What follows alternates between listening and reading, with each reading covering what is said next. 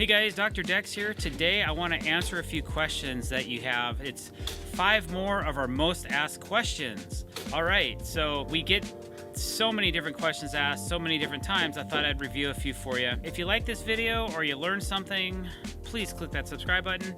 And don't forget to hit that bell icon to be notified when we're putting out new content. All right, so first question is, what kind of software do you use to design your decks?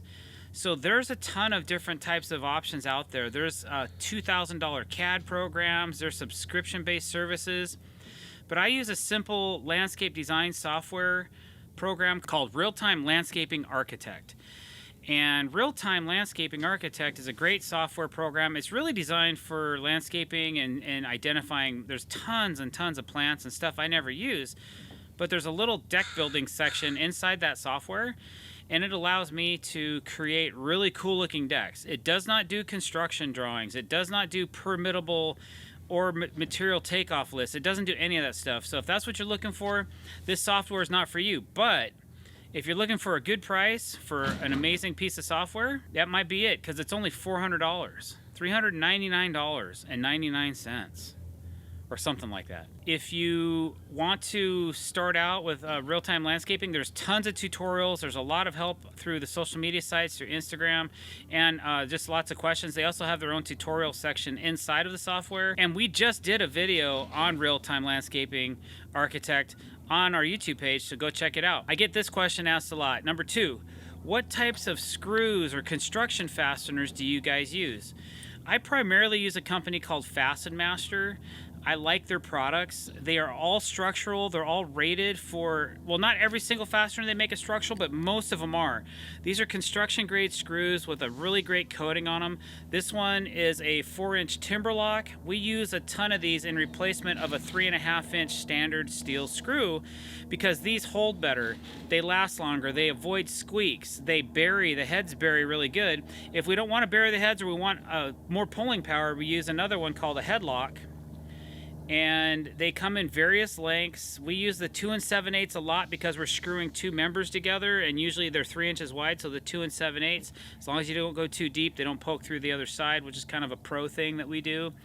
They have a ton of different fasteners. Ledger locks we use all the time to attach our ledgers to the house. They're code approved.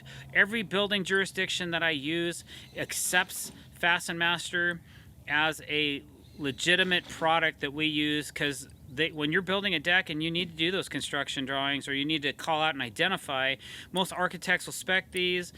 They're just really handy to use, and they have all BOCA and ICBO and all those other great approvals in them. So FastenMaster is definitely a good way to go for me. If you look over here, you can see all of our bulk buckets.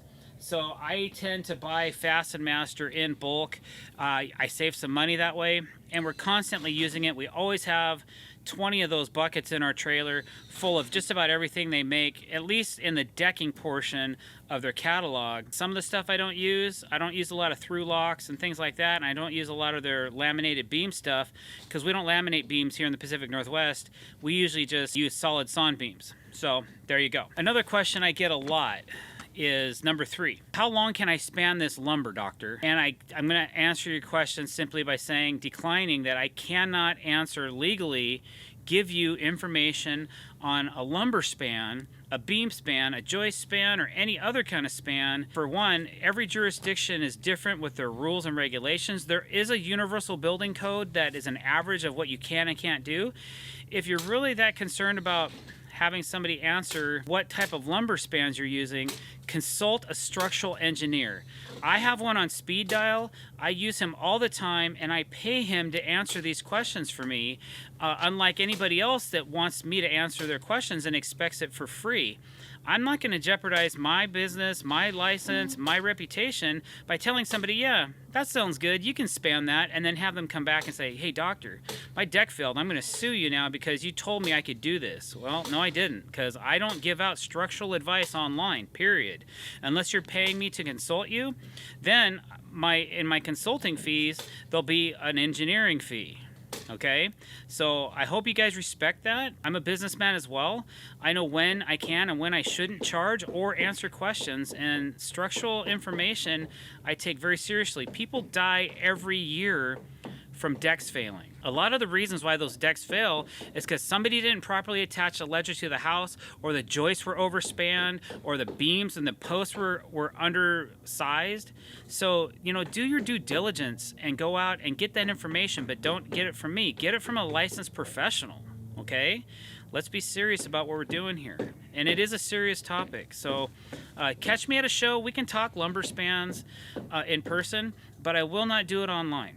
So plain and simple. All right, number 4 on my list. I get this asked a lot. Hey doctor, how do you set the depth on those cortex plugs and those screws to get them at the right depth? Well, Fasten Master actually makes a cortex bit with a felt tip so it doesn't damage the decking, and it sets the screws to the perfect depth, so when you drive them home, then you can get the plugs in there and the plugs don't interfere with the screw head. Everything fits just perfect. So that's a quick one, but it works really well for what it is. It's a great purpose, and they're just like a hex head bit. They fit in a 1/4" drive drill, driver, whatever. Any drill you have, it works for pretty good. And the felt, like even if I spin the bit, once you hit that felt, it'll stop the screw from going any deeper.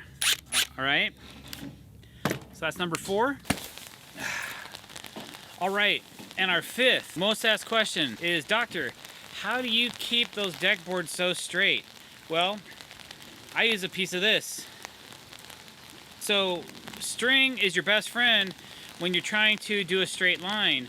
Basically what we do is we switch days, and it goes from sunny to rainy. The battery wears out on our camera, and then we finish filming on another day.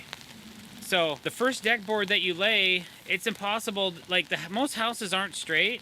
Some of them can be if you're lucky, but usually what we do is we just check it with a string line like that, and then we can find any subtle nuances or any bows or dips in the deck board and keep the first board straight. If your first board's straight, usually you can keep the rest of the deck straight, or it really helps in that. And then we might check it every 5 to 10 boards depending on how well the installation is going. So I hope that helped you guys out.